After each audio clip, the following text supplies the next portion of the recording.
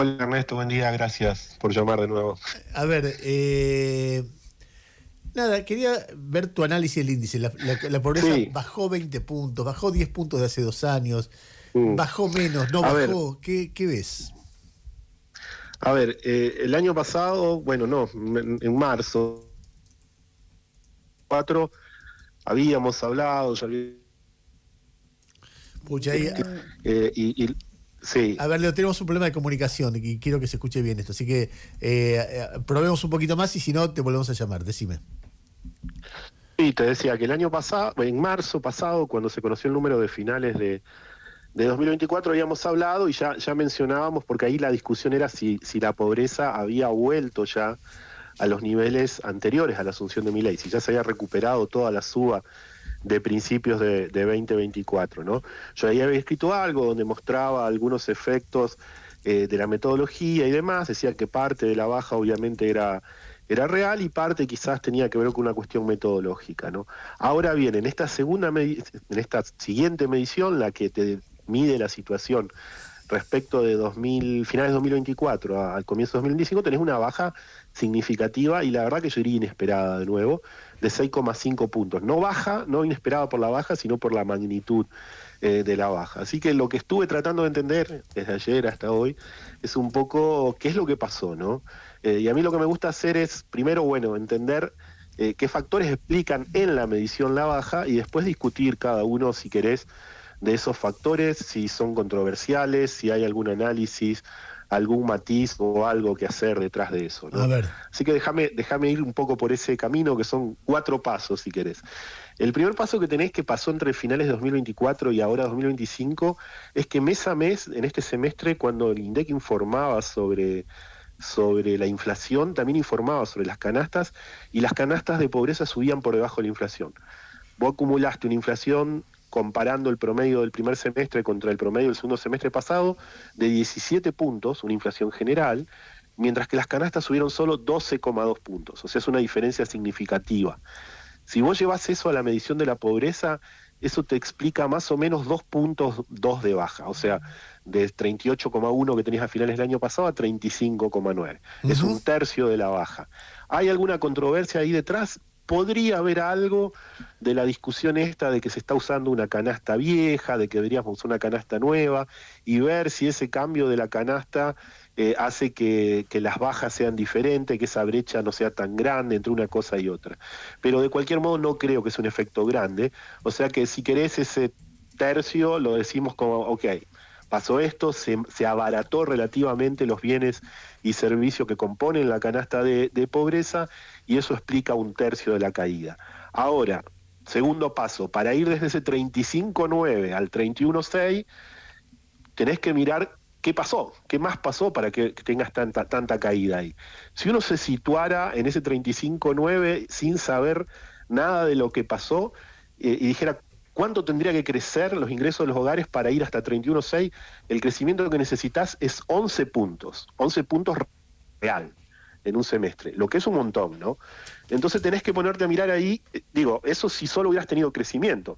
Crecimiento puede ser acompañado un poco también por mejoras en la distribución de ingresos, caídas en la desigualdad, y entonces no necesitas tanto crecimiento si la desigualdad bajó. INDEC informa que el crecimiento de los ingresos de los hogares fue 7,7%, o sea, Menos. evidentemente, o sea que sí tenés que haber tenido una mejora en la desigualdad.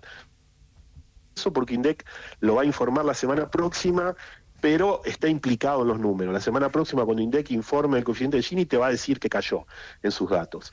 ¿Hay controversia ahí? Y no sabemos, hay que analizar Pucha, los microdatos hasta noviembre. ahí Sí, se vuelve a ir el audio. A ver si, no sé qué modificación hiciste vos. a ver, para que me mueva un poco. Lo que pasa es que en el lugar donde mejor funciona la casa me están cambiando el techo, entonces Está bien, habría mucho ruido si voy entiendo. Y entonces Así que decías, estoy en la otra punta. No, te decía, en los datos hay implicado una caída en la desigualdad porque tuviste un crecimiento de los ingresos de INDEC que es menor que lo que te hubiera explicado una caída tan grande, entonces deben haber sido acompañados esos ingresos, esa mejora, con un aumento, con una reducción en la desigualdad. Si hay controversia ahí, no lo sabemos. INDEC recién va a publicar los microdatos de la encuesta en noviembre, ahí vamos a poder ver qué explica esa caída en la desigualdad. Algunos especulan por algunos otros resultados de INDEC que podría ser una mejora relativa en los ingresos de los no registrados. Y ahí el tema es que es muy discutible decir si está bien, si está mal, porque es la única fuente que hay para captar ingresos de no registrados, no hay forma de discutir el dato de INDEC o de chequear ese dato. Pero bueno, vas a tener una mejora de la desigualdad. Esa mejora de la desigualdad, en términos de baja de la pobreza, es 1,3 puntos más. O sea, tenías 2,2 de antes, más 1,3, 2,2 del abaratamiento de la canasta, más 1,3 de desigualdad, 3,5 puntos. Te quedan esos 7,7 de suba de los ingresos que capta INDEC.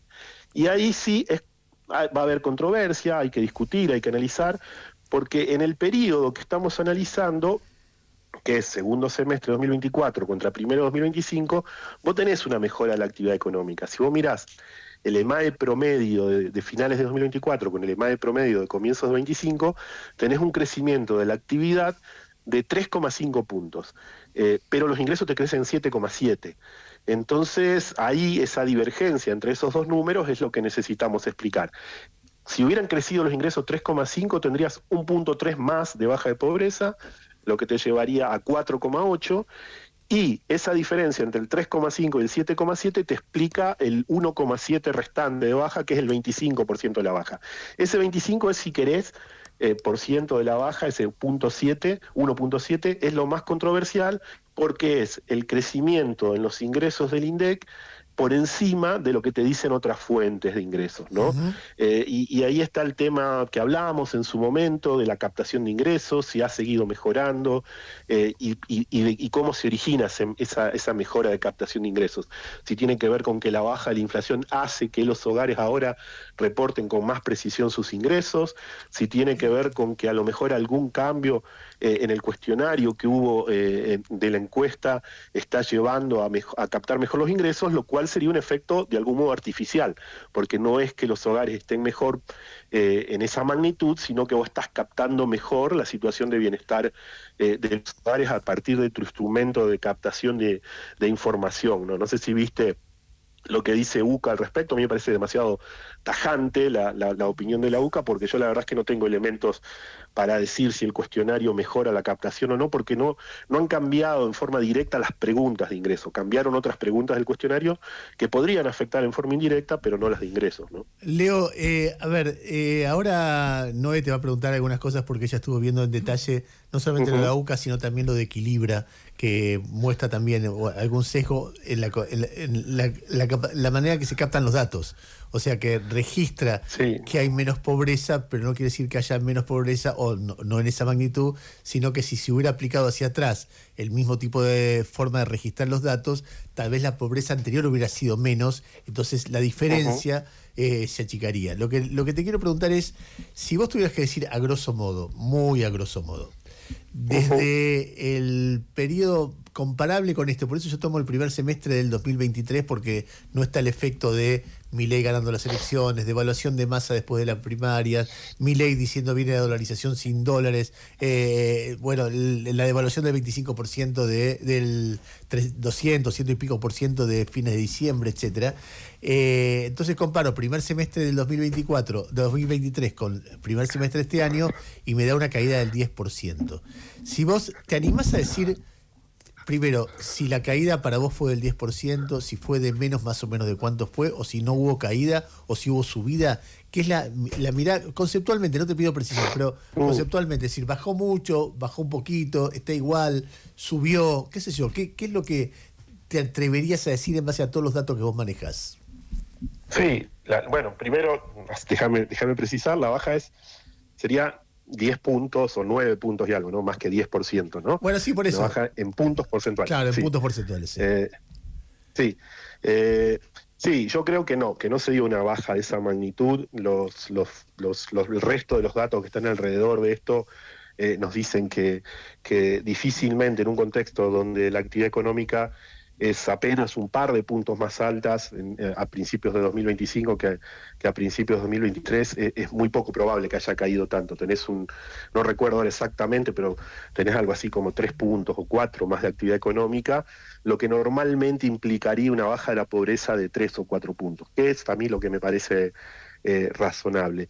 Posiblemente la explicación sea más que se captaban menos ingresos en aquel momento que ahora. En particular hubo un periodo 2022 y primera parte de 2023 donde el problema del subreporte fue bastante importante y entonces quizás ahí estaba exagerada un poco la tasa de pobreza. Yo creo que sí, que hay un poco menos que entonces y que en gran medida esa menor tasa de pobreza que entonces es un poquito más de actividad económica y sobre todo la baja de la inflación. De la inflación y de la inflación específica con la que medís la pobreza, esa que hablamos antes, ¿no? De alimentos y bienes y servicios esenciales. Noé. Leo, ¿cómo 3 o estás? 4 puntos, en definitiva. Sí, hola, Noé, bien. Bueno, me alegro. 3 o 4 puntos decías, en definitiva, la diferencia que vos crees que hay. Sí. Justo te hablé encima y era importante. ¿Qué pensás que debería o en dónde debería mejorar la forma de medir y de comunicar estas mediciones el INDEC? Porque lo que termina pasando cada vez que aparece, no solo este indicador, sino el de inflación, el de salarios, es que estamos todos mirando cuán fiel es el instrumento que está usando el INDEC. Y bueno, me parece que ya tenemos que empezar también a entender qué es lo que está pasando con ese instrumento. Sí, a ver, sobre la medición de la pobreza, creo que hay algunas cuestiones generales que INDEC debería hacer, algunas porque están bien y sin que necesariamente, porque está bien hacerlo, y sin que necesariamente eso tenga algún efecto grande. Lo primero de todos es la actualización de la canasta, ¿no? Con los datos de la estructura de consumo de 2017-2018, dejar de usar esta canasta que fue construida en base a datos de 2004-2005. Eso es lo primero que hay que hacer. Yo no creo que eso tenga un impacto muy grande, pero está bien hacerlo y INDEC tiene que hacerlo. Lo segundo que creo que INDEC tiene que incorporar en la medición es alguna forma de tratar diferencialmente a los propietarios de los no propietarios. Ese es un déficit importante desde siempre en la medición de la pobreza en Argentina, y es que no te hace diferencia en la medición ser o no propietario de la vivienda. O sea, si dos personas de mismo ingreso, una propietaria y otra no propietaria, para INDEC son la misma persona en términos de pobreza. O son pobres o no son no pobres, de acuerdo al ingreso que tienen, pero no te aporta nada a tu bienestar, ¿no? Y eso es bastante importante. Esas dos cosas sobre todo, y después, más en general, y debido a lo que ha venido pasando últimamente, estaría bien que INDEC presente análisis cotejando sus datos captados con la EPH con los de fuentes alternativas, muchas de ellas también producidas por INDEC o por otros organismos del gobierno, como el CIPA y demás, y que explique si cree que hay alguna divergencia, si esa divergencia tiene algún interés o no. Mi impresión es, de charlas que tuve con gente de INDEC, que INDEC está al tanto de esas divergencias, pero que INDEC no las entiende necesariamente como que la EPH esté haciendo algo mal, ¿no? Que no es que los datos de la EPH sean de peor calidad que otras fuentes, cree que la variabilidad viene, si querés decirlo de algún modo, de los dos lados, ¿no? Que dentro de CIPA también hay algunos problemas o lo que sea que llevan a que existan este tipo de divergencias. Pero creo que las principales vienen por ahí, digamos, de tratar de entender la divergencia entre los ingresos captados por otras fuentes y los INDEC, que son básicamente los ingresos registrados. Los no registrados únicamente se captan ahí.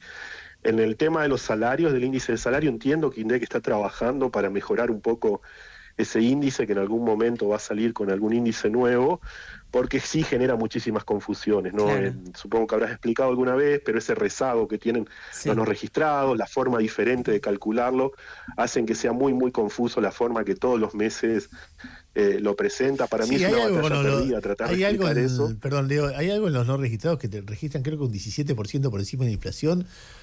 ¿Qué sé yo no sé dónde están, porque tengo muchos amigos que no están registrados y no aparece eso, al revés, están cada vez más apretados, entonces hay algo ahí que no me cierra. Sí, pero eso en parte, Ernesto, viene de ese índice que estábamos hablando, que es un índice demasiado complejo, es un índice de salario horario, no de ingreso total, y que tiene ciertas complejidades que creo que agregan más confusión que nada. Cuando uno mira los ingresos de los no registrados en la encuesta de hogares, siguen... O sea, el ranking, digamos, de mejora en los ingresos en la encuesta de hogares es primero los trabajadores registrados, luego los no registrados y luego los del sector público, que eso todavía están por debajo de finales de 2023. Uh-huh. No está esa divergencia tan grande que se ve en el índice de salarios en los datos de ingreso total.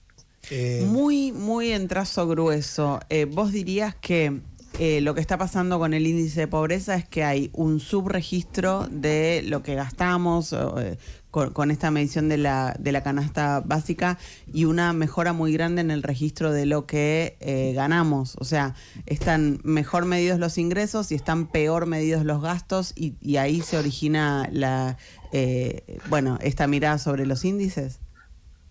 A ver, yo diría que, por ejemplo, de lo que discutimos antes, esos 9 puntos que hay entre comienzos de 2023 y comienzos de 2025 de caída, tenés algo así como 3-4 puntos que es caída efectivamente real, y que del resto, de los 5 o 6 puntos restantes, hay alguna contribución de eso, no toda es lo que vos decís. Creo que la contribución de subregistro del gasto es más bien pequeña. Construir canastas nuevas no cambiaría demasiado la comparación esa, quizás un punto agregue ahí. Y sí, el tema de captación posiblemente agregue 3 o 4 puntos. Y después hay alguna parte que tenemos que entender bien, si bajó la desigualdad, lo que sea. Digo, por ponerlo de algún modo, tenés quizás la mitad de la baja posiblemente esté vinculada a factores reales y la otra mitad a cuestiones metodológicas. Si Leo, déjame hacerte la última pregunta de sentido común, sí. Porque ayer hablaba con uno de mis hijos que labura es periodista, y le decía todo lo que yo veía, viste que uno, como tiene sus años, ha mirado mucho los índices y las complejidades metodológicas y los momentos, lo que es permanente y lo que no, porque también uno recuerda que con Menem bajó la pobreza y después cuando rompió la convertibilidad compensó con mucho esa baja, después bajó con el periodo kirchnerista y después con la vuelta de la inflación vuelve a subir y después con Macri baja en el 2017 y vuelve a subir. O sea, uno se pregunta también cuán permanente es algo, etcétera. En cualquier periodo, estamos como muy habituados, incluso desde la época que Cristina intervino en el INDEC, a mirar índices, analizarlo, descuartizarlo, todo esto que estamos haciendo. Ahora, a mí me pasa, en un momento, mi hijo es mucho más joven y dice, papá, no le des muchas vueltas al asunto. Si la gente estuviera mucho mejor, votaría al gobierno. Y si la gente no está mucho mejor, y le acaba de votar en contra muy masivamente. Entonces, nadie vota en contra de alguien que le está mejorando su calidad de vida. Y la verdad que me parece que es una pregunta que es muy legítima esto. Entonces le digo, ¿entonces vos qué pensás? ¿Que lo están dibujando? No sé, no tengo idea. Pero hay algo que cuando la gente no percibe lo que el índice está diciendo, tal vez el índice tenga razón en la forma de medir y sirva para comparar con otros momentos, pero no está percibiendo lo que la gente percibe de qué le pasa en la vida en este periodo. ¿Qué le responderías vos?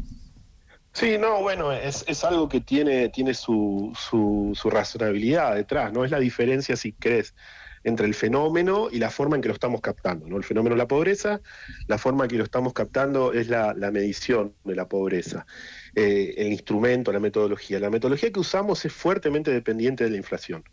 Es una metodología por ingresos y en ese sentido depende mucho de cómo le vaya a la inflación. Cuando la inflación sube mucho, exagera las subas, cuando baja, exagera las bajas.